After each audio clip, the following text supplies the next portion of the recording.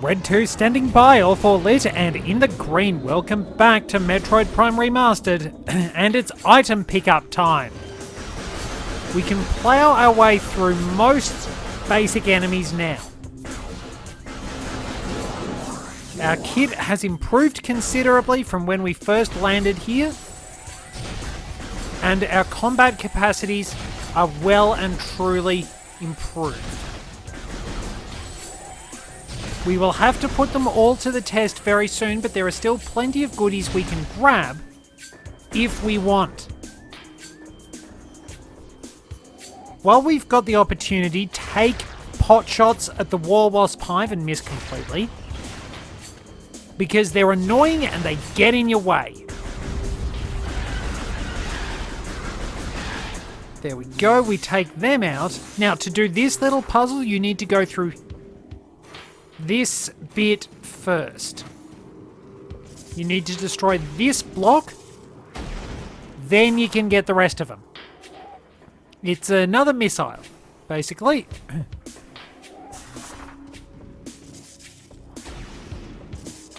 And I will also show you how to get a couple more things so that we have absolutely everything we can grab before the boss fight for Chozo Ruins.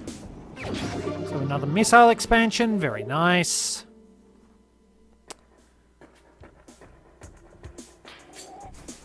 You will need to put all of those abilities you've got to the test. It's a simple enough boss fight if you know what you're doing, but it does require you to really pay attention and actually use all these tricks and be good with the charge beam. That said, it's also worth noting that the effects of it, that should have counted. The effects the arm cannon can have, there's just the standard glowing lights. But the fact that it has some really cool details when it charges up, like that. I don't think they had a lot of the extra effects in the trilogy version, but they added it back in Remastered and it looks great. It was a highlight of the GameCube version too. So there's that missile expansion I sort of hinted at earlier on. And we can go through here if we want to get a few more bits and pieces, because there's always something to find. There is so much that can be located just around the corner. It's half the fun of Metroid games, really. Just being able to explore, go where you want to go, see what's lurking just around the corner. What can you find with the new thing you've found? Really is the beauty of it. I mean, it's not quite the same with Fusion. That has a much more linear approach. But I still love that game because it's what it does lose in that sort of... Oh, how do I put it best? What it does lose in the exploration sense, it more than makes up for with its storytelling and the way it creates that almost survival horror atmosphere. The music, the level design, the way everything comes together, and the story as well. Now, we can go down here, but we kind of don't want to yet. So, we want to take a turn off this way because we'll be going this way in due course. I'll show you what's there when we come that way, because we do have to actually take that path. We can go back there, but this is our important area. There's just some lore, but what we are going here for is this particular pathway, because we can get another missile and another energy tank. We will have to pop back to Tallon IV for a little bit too. So I'll just sort of cut to there and then just show what we can do. So if we go through here, we'll find a bit more lore. And this big vault. So, more blathering from me. The future is a vague thing, ever-changing and always in doubt. Sounds like Yoda. Even if we Chozo could gain the ability to foresee the future, it would be a hollow gift, for we could never hope to control what has yet to occur. The fountain is an example of this. The day may come when its water dries up and there is nothing we could do to stop such a tragedy. But we do know this. Unlike the uncertain flow of water, the power of our will is strong and enduring. The will of the Chozo will never run dry. Fair enough. So, you need to use Morph Ball bombs to take care of these. Bomb 1. And you can jump in there. But this one's trickier. We can't easily jump and ball. Instead, you create a little ladder of Morph Ball bombs. If your timing's good, you can do that with the spring ball. And we get ourselves a missile. Again, fairly handy to have. Just also decent. I'm going to be gushing about it, just how detailed it looks for ages. Just even little rooms like this. It's worth noting that there were some small rooms and little hallways added in, basically as loading zones on the original version, because there were a few issues with that, but you look at the detail. You look at all the hard work that was put into making even these little rooms just so well done, adding to the character of things. We can get that energy tank. And we will want to head back to where we got the Morph Ball too. Bust down the Beetle Barrage.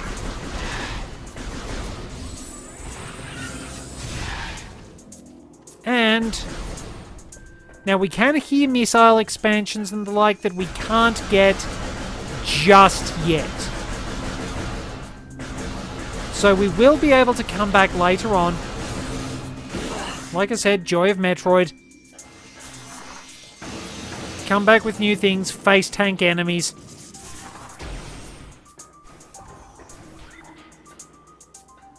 And down there is what we're looking for.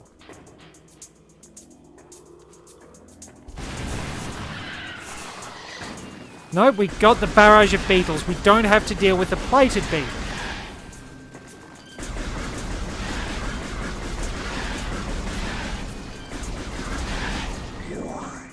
But if we go through there, we can get another missile.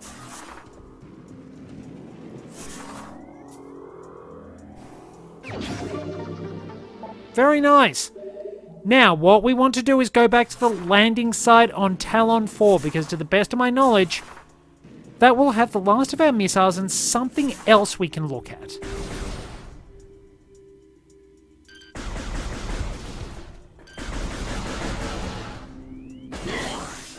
Alright.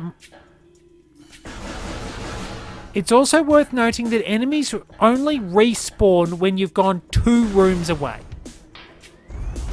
So all those beetles we wiped out come back. But some enemies wouldn't. Anyway, I'll see you back at Tallon IV.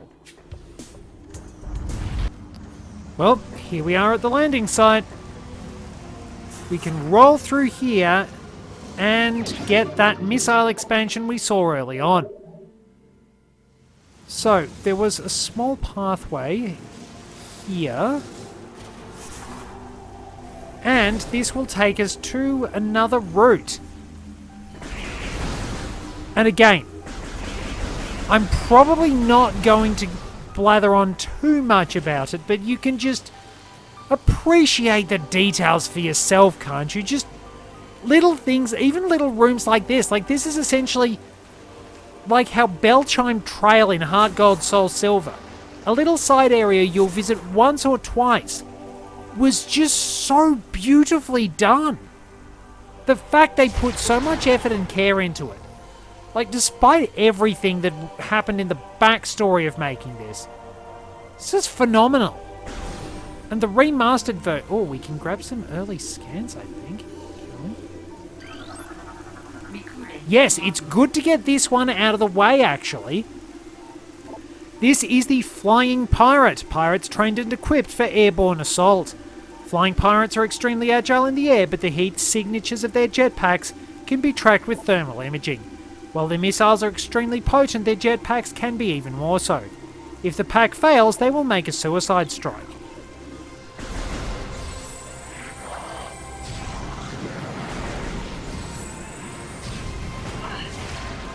You can hurt them, but they book it. That is one determined missile! Also, this crate is oozing stuff. This crate appears to be the same type of container found on the Space Pirate research frigate. The material seeping out from the ruptured metal is highly toxic. Analysis indicates that this may be the phazon compound the Space Pirates were using in their biological experiments. I'm not sure if you're supposed to know that. But anyway, you can't do anything about this area just yet, because if we go into the map, you can see there's a white door, which we can't do anything about yet. We could kill an injured space pirate from long range, but we can't really do much underwater. Vision is a bit murky too. There's a missile expansion, but we can't get it because our jump is hampered. If you're familiar with the series, you know what's coming next, or at least later on. So yeah, there is no way we're getting that because we simply cannot jump well enough. Let's move back to the landing site, having given our suit a bit of a wash. Note that phazon is actually very dangerous. Don't walk into it. I have probably face tanked a few too many things. But with that little detour out of the way, we will be able to go exploring a bit more. The door I said we shouldn't go through just yet can be gone through, because we can actually get through the bit at the end.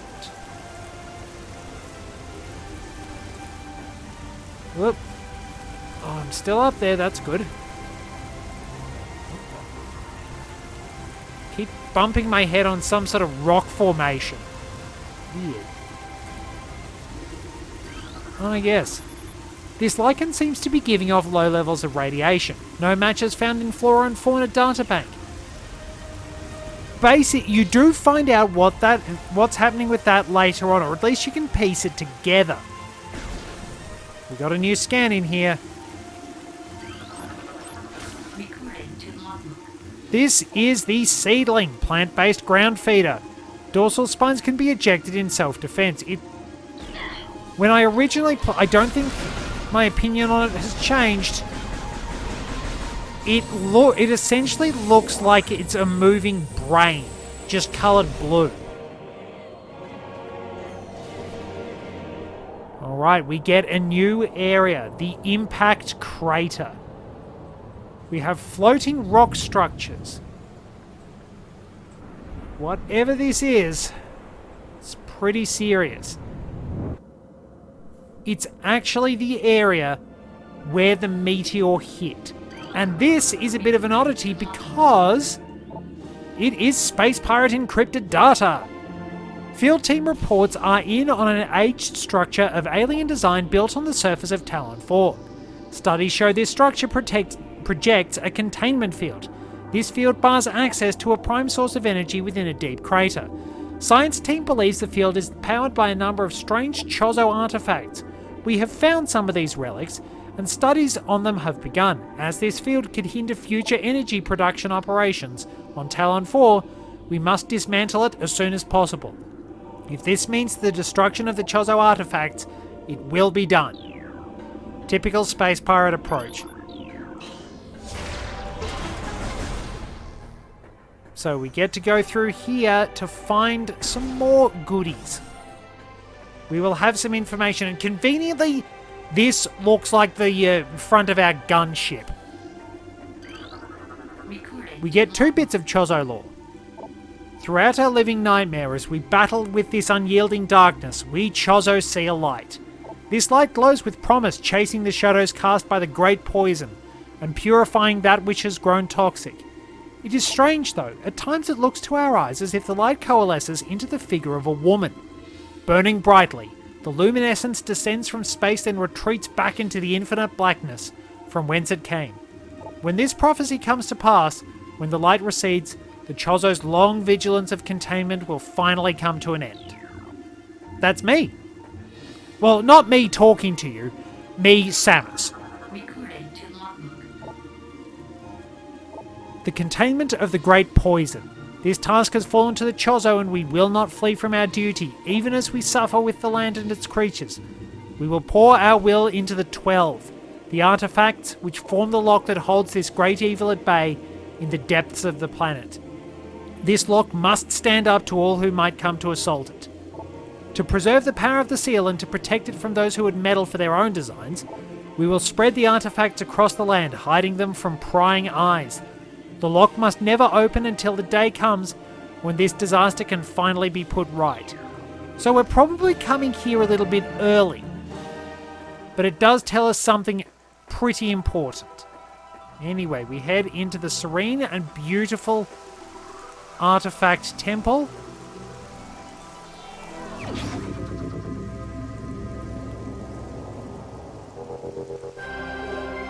And acquire the first Chozo artifacts, the Artifact of Truth.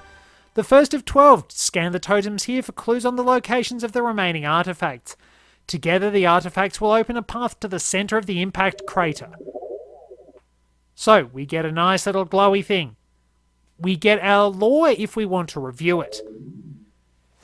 Now, if you come back here periodically, you will get new entries. Keep in mind, you do not actually have to scan everything. The lore will be filled in when you collect the artifacts, but we might as well grab them. In one of Tallon's far corners, a grove of life lies. Reveal the pillar beneath the waves to find the artifact of Chozo. The Artifact of Truth has been returned. The heat of Magmoor was a test for many warriors. A shrine in their honour holds the Artifact of Strength. A sun chamber high atop our ruined home became the nest of a great beast and a source of corruption. Many Chozo spirits have been drawn to this tainted place. Release their bond to the world to claim the Artifact of Wild. Note that we're not going to have to worry about that yet, because we've got to kick something else out of there. Well, do want that one. Invaders have claimed Phendrana as their own. A tower sits atop their fortress. Collapse it to reveal the chamber where the Artifact of Elder is held. So the space pirates were obviously already here. A tall cave stands at Phendrana's edge. Seek the unseen entrance at its top to find the Artifact of Spirit. There is a tower within the ruins where light always shines. Move through the waters there to find the Artifact of Life Giver. Within the ruins of our home, we honour our fallen elders in a great hall. A chamber beneath the statue holds the Artifact of World. So I think that's all of them for now. You can come back here if you want to get the clues. It would probably be worth popping in every now and then. Now I've got one more missile I can get. I will see you on the path to it. Alrighty, here we go, and if you want to take out the gamers, a missile will be sufficient. The path where I showed you the blood flower and got its scan entry is where we need to go. If you want to grab this early. There's a bit of a trek. Keep your eyes on it.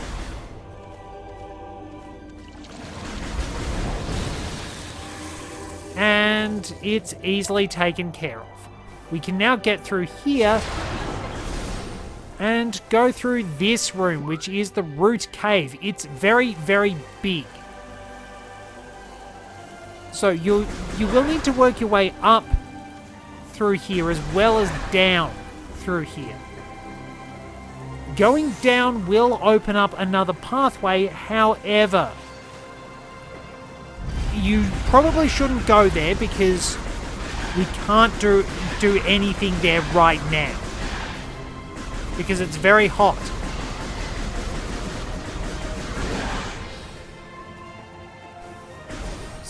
So this is normally where we gain access to Magmore Caverns via Tallon IV. You can walk down here. It's completely harmless. It's also a missile expansion. So that's what I needed, and now I'll have to trek all the way back to the Arboretum in the Chozo Ruins. Alright, here we are. Welcome back to the Arboretum, aka Tree Place. We need to find, again, 4 runic symbols to make our way through this area. The first one was down here, and it does actually impede the scan of the enemies. Because that is actually a new creature. So that's 2 we've scanned out of 4. Oh, and make sure to take out that war wasp hive because they're annoying. We'll find what we're looking for. There. Those aren't scan entries, but they are sandstone. And there we go. We have all 4 of them scanned, and we can make it through the door at the top of the room.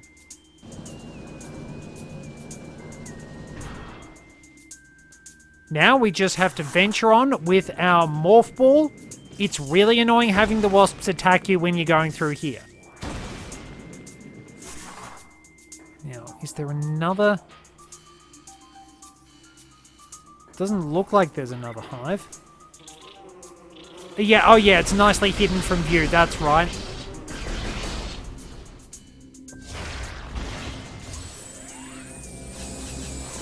There we go, so we can scan this. This is the venom weed, poisonous plant that retracts into the ground if threatened. Venom weeds evolve to thrive in the habitats of large organisms. They lure prey with brightly coloured leaves, then detain it with tiny barbs that deliver a powerful toxin. Venom weeds rapidly decompose anything that succumbs in their midst. So they can still do a bit of damage to our suit, so we'll want to get them out of the way. Let's make our way up to the top of the area, and it's probably a good stopping point. What are we going to find here? Beyond the sandstone. Thank you very much for joining me. Surprise, it's a door. Till next time, this is Red 2, returning to base.